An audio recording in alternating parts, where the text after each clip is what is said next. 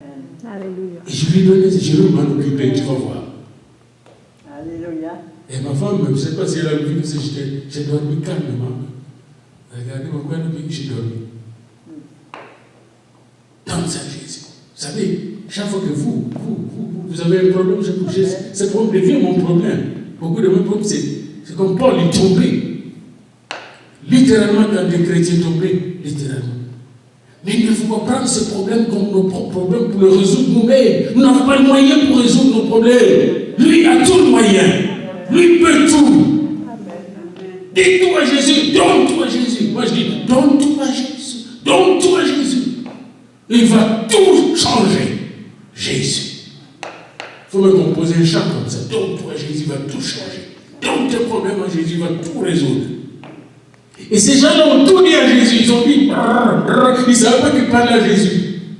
Puis Jésus a commencé à leur enseigner. Je me dis, là, la parole, depuis de Genèse, il passe par les prophètes, psaumes.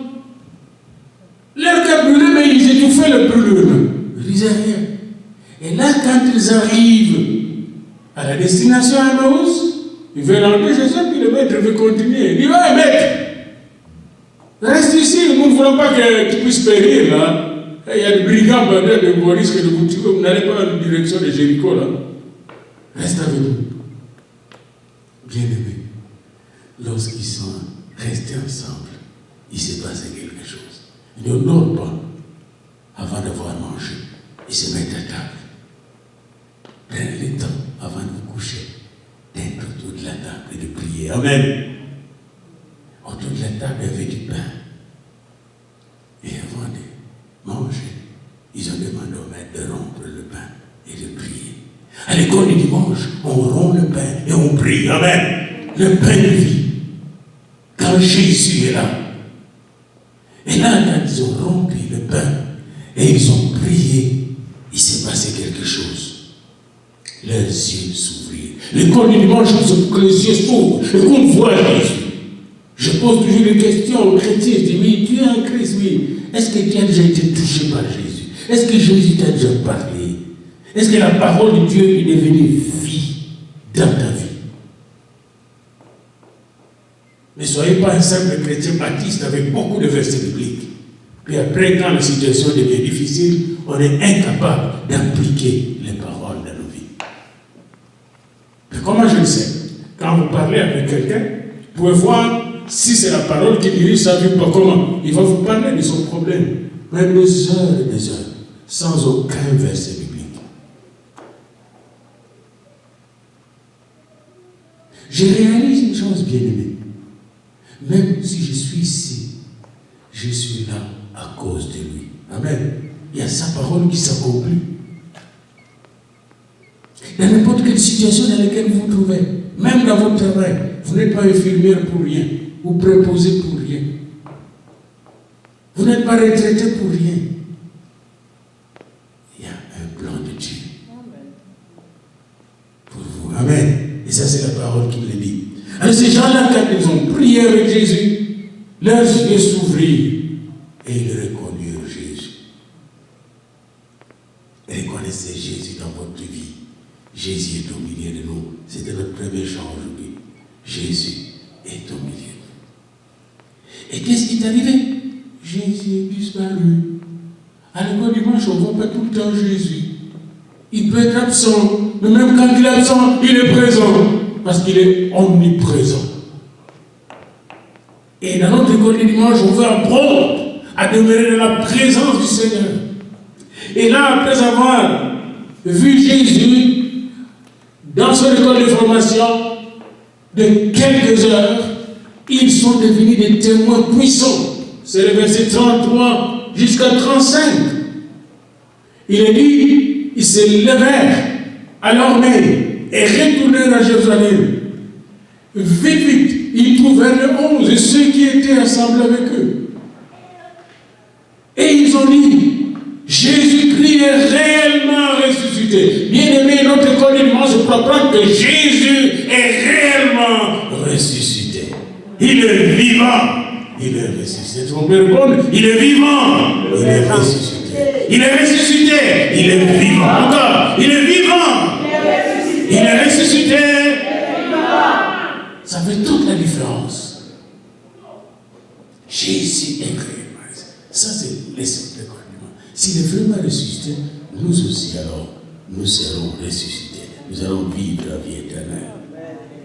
Et pendant qu'il parlait, pendant qu'il racontait ces deux témoins puissants, pendant qu'il racontait ce qu'il avait lu, Jésus est arrivé.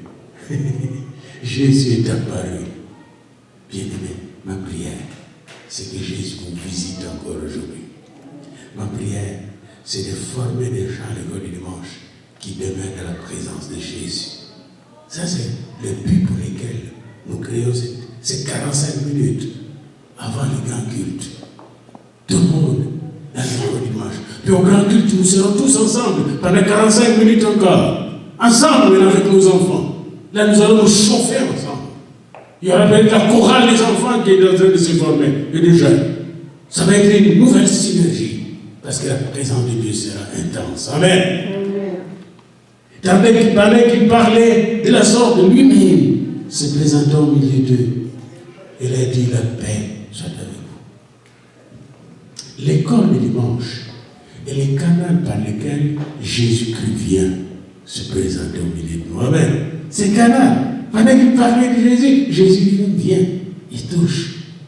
L'école du dimanche est le canal par lequel tous les 5 ministères, comme nous pouvons dans Éphésiens 4, 11 à 15 fonctionnent. C'est-à-dire, nous avons négligé le ministère apostolique qui fait le missionnaire. Le ministère prophétique, dans beaucoup d'églises, les prophéties sont mortes, il n'y a pas de prophétie. L'école du dimanche doit développer ce ministère, ce don spirituel. Nous avons négligé souvent l'évangélisation. L'école du dimanche peut être le moment où vous invitez les gens. Nous aurons invité Pasteur Dieu bon le dimanche prochain. Nous devons inviter les gens. Il s'appelle Dieu bon, donc Dieu est bon pour nous. Dites seulement Jean, Dieu est bon, c'est là. Invitez les gens. Je vous avais parlé de ce général qui sera avec nous, peut-être pour témoigner un jour ici. Eh bien, quand nous avons préparé ça, nous invitons les gens, nous faisons l'évangélisation. Je vous rappelle que le 31 décembre, nous aurons des témoignages. J'ai invité 10 personnes, dont un groupe de témoins qui vont parler de comment Jésus, une femme qui a été abandonnée totalement par son mari en Côte d'Ivoire, puis que je connais depuis l'enfance, et qui a déménagé, qui est rentrée au Canada, à Montréal, comment Dieu l'a béni, lui a donné maison, travail, etc. L'a béni avec les enfants qui ont grandi. Cette femme, Priscille, ma fille, va témoigner ces choses-là. Comment Dieu l'a béni et qu'on y a béni. Nous allons voir la soupe coloniale, décolonisée, la soupe de l'indépendance.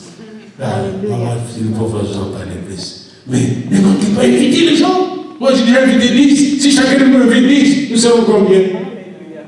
Nous allons voir la gloire de Dieu. C'est ça l'école du dimanche, ça va inviter les gens dans la présence de Dieu. L'école du dimanche, c'est l'école de prophétie, où l'on développe le ministère prophétique, on développe le ministère d'évangélisation.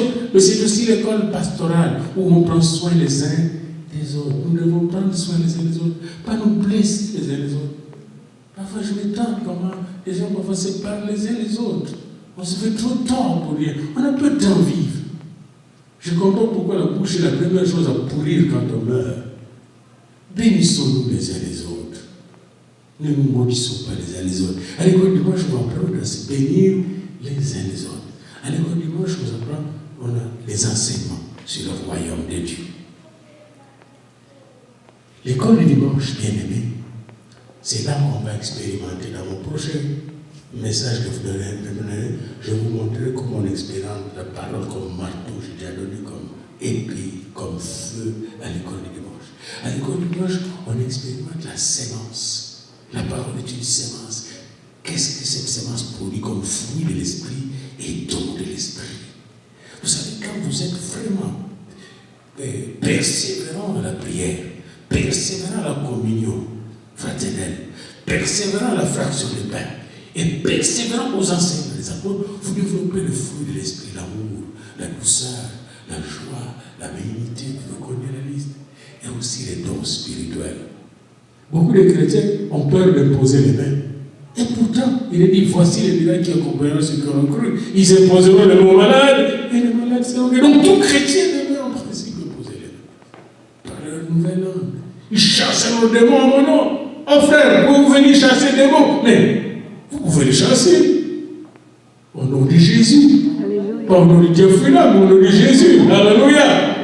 Bien-aimé dans le Seigneur, la nouvelle école du dimanche que le Seigneur veut monter ici, c'est une école de formation de l'armée du Seigneur, des disciples du Seigneur, revêtus de leur robe blanche pour l'enlèvement de l'Église. Au nom de Jésus. Amen. Amen. Alléluia. Amen. Alléluia. Amen. Alléluia. Gloire au Seigneur. Alléluia. Alléluia. Lèvons-nous maintenant ensemble. Puis j'aimerais que quand vous vous levez, vous tenez les uns les autres. Tenez-vous les uns les autres. Même si vous avez deux, ça serait bien, mais tenez-vous si vous êtes trois. Et puis bénissez-vous. Juste ça, bénissez-vous. Priez en vous bénissant. Bénissez-vous.